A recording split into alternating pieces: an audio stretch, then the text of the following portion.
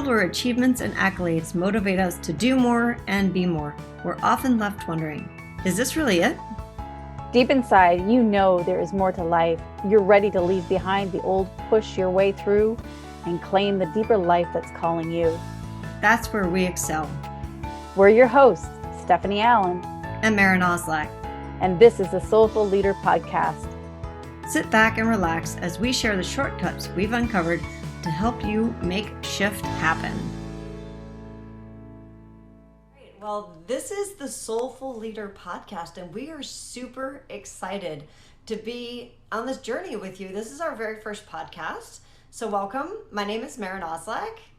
And I'm Stephanie Allen. Yeah, and we are your hosts.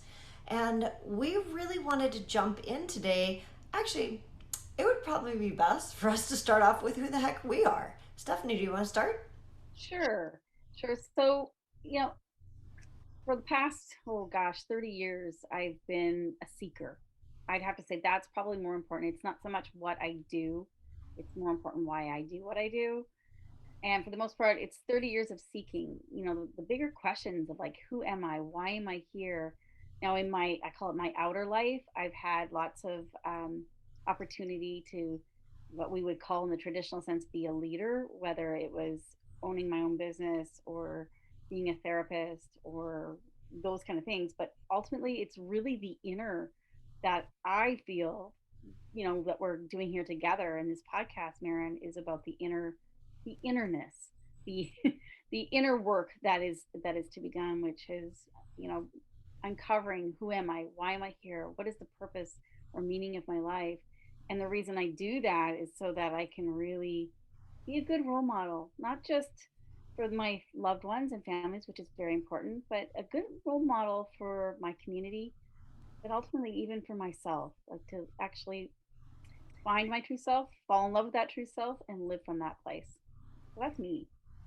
Stephanie, that makes me want to just jump into all of our material right now. Isn't that great?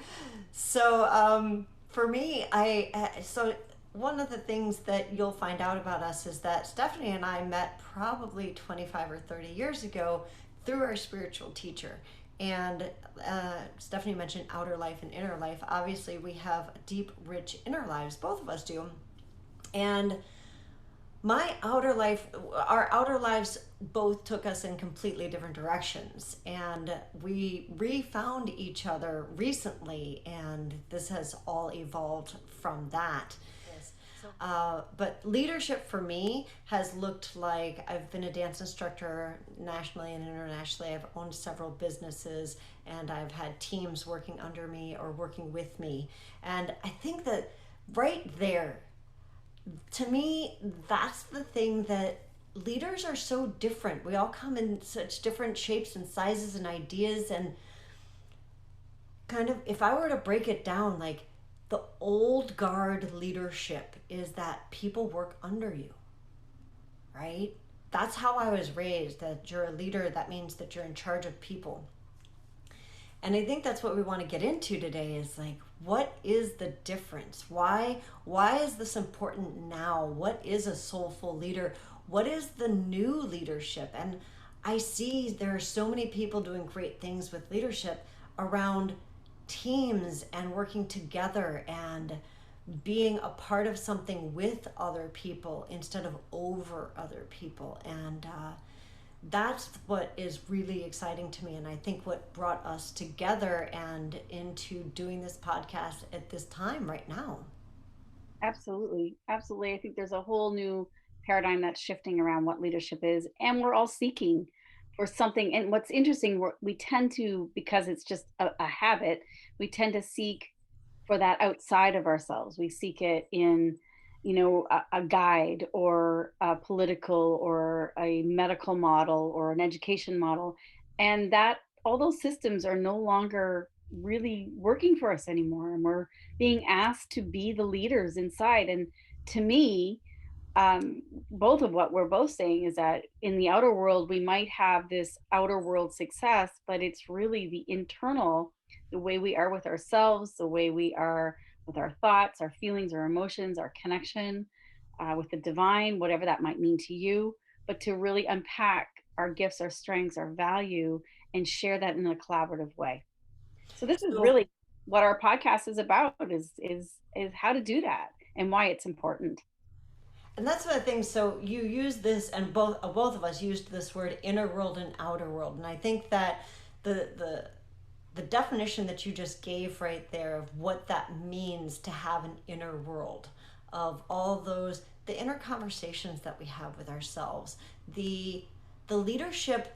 How do I lead myself? What does that mean? Like, how do I wake up in the morning, and what are the things that I say to myself? Am I kind? Am I generous? Am I, you know, combative? What, all of that, that's your inner world, right? And being on a journey both outside and inside, it takes both, right? There's that both and there's both happening. It can't be one at the exclusion of the other, and I think that that's something that people are waking up to. They're really starting to understand that, and it's time. Now is when it's happening. Absolutely. And looking at changing that story, that narrative of what a real leader is, I kind of want to start like, well, what a leader is not, a leader is not a hierarchy of a company. So all of you that are listening out there right now go, oh, I'm not really a leader. I don't really have a team, or I don't really have my own business, or I don't really, am a, high level volunteer or whatever it is. But you're leading yourself, and you are a leader. You're a leader of your own heart. So that's how this is shifting.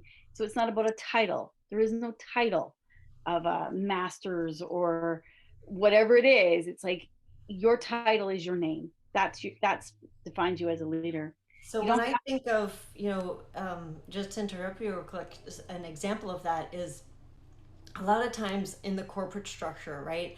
We think of people getting promoted to a leadership position.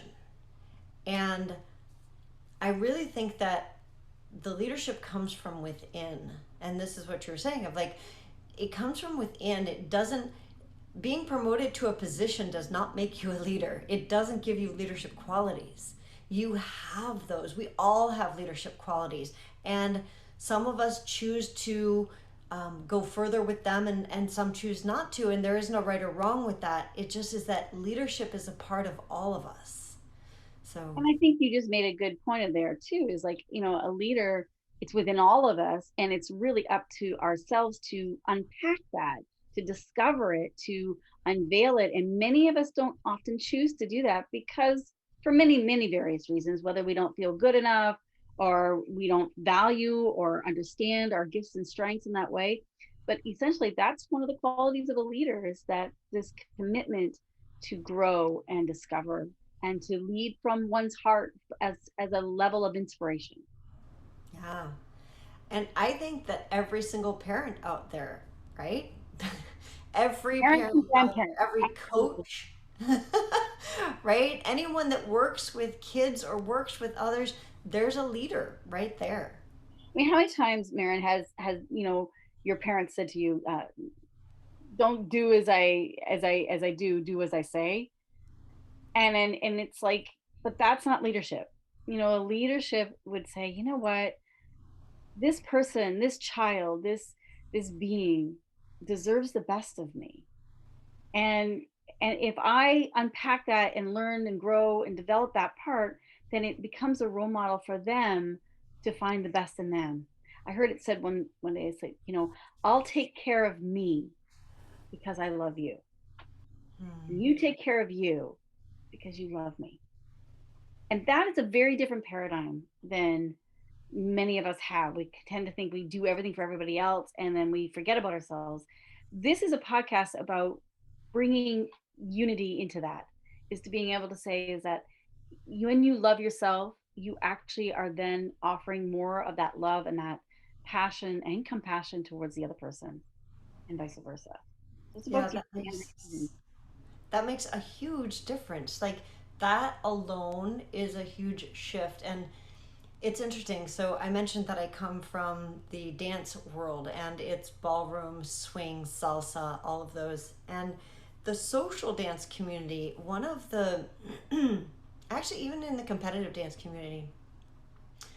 So, one of the things that I learned very early on from one of my teachers was that if I do my part to the best of my ability, and if my partner is making errors, and if I can adjust for those and like just work with them, and I'm always thinking, how can I make my partner be like look the best and feel the best that's possible. And if he's doing the same thing, if he's always thinking about like, okay, I'm going to do the best that I can, so that how can I also make her look as good as and feel as good as possible, our what we create together is just like amazing. And unfortunately, what I see most of the time when people are dancing is they do just think of themselves. So there's that both and of, if you just think of yourself and not how it will impact somebody else, then you end up being an ego and it becomes shallow, and there's a path that you can go down that possibly is what we've seen as old leadership, right? And it's hard. It's a harder path. You have to It work is. harder. It takes more time, more energy, more effort, and you're completely disconnected from yourself and the other person. Make more mistakes. Not that mistakes are bad, but it's like they don't always have to be necessary. There can be a gentler, kinder way. And I think that's what we're moving into, is this new model of like, not to say that we don't want to work hard, but we want to work differently. We want to work differently, and we want to be able to receive and be guided in flow. And what I mean by flow, it's like the path of least resistance has gotten a really bad rap, hasn't it? Kind of said, oh, you're lazy, you got to work harder. But it's like when you think of a water flowing down, it's like it doesn't beat the living daylights out of the rock. It finds its way around it. But in the process of doing it, the rock gets softer, it gets smoother, but its focus is different. And I think that's so great. What a great analogy with dancing. Great Yeah. analogy. And I think that, you just brought up the flow, and next week we're going to talk a little bit more about possibilities of, this new form of leadership. And I love the idea of the flow of leadership instead of the pounding of leadership. We tend to think of, it's like I will impose versus I will include, right? So a leader's job, the soulful leader's job, is to inspire and empower, not to impose and tell, right? And I think that holding that, and one of the things that you and I, Stephanie, had talked about is how can we engage you, our listeners, and ask you some questions. So a question just came to me. It's like, what does that mean for you? If you were to think of yourself as a leader, whether you feel like one right now or not, and think about flowing around objects like a rock, like water, instead of feeling like you need to break the rock apart, right? Because that's your job, you're the leader. Um, what if there was an easier way that doesn't mean being lazy and all the baggage that we put along with that, right? What would that look like for you if you could just sit with that for a little bit? How would that feel in your life? That is so great. A great question. And just to be with that, and I'm going to add another question on there too. You know, growing up, when you think of somebody that led you, that helped you become a better person, who was that person? And Hmm. what were the qualities of that person? They might have been a teacher, they might have been a grandparent, they might have been a friend down the street or a complete stranger, but something changed your life because of them. And they didn't probably have a title. They may or may not have even owned a business. I know when I've spoken to some of my clients and even myself, it's been the people that have been, quote unquote, the most insignificant in society, but have been most significant in the development of your human heart. So those are two really great questions to let yourself ponder with that. And if you are so willing to just ponder with that and take us on the journey, we would love to help uncover the possibilities in our next podcast with you. Yeah, I look forward to that. I'm excited. I want to hear some of those qualities. So great. We will look forward to seeing you and hearing you. Is that how that works? This is new for us. Next week. Thanks for joining us. And that wraps up another episode of the Soulful Leader podcast with your hosts, Stephanie Allen and Maren Oslack. Thank you for listening. If you'd like to dive deeper, head over to our website at thesoulfulleaderpodcast.com. Until next time.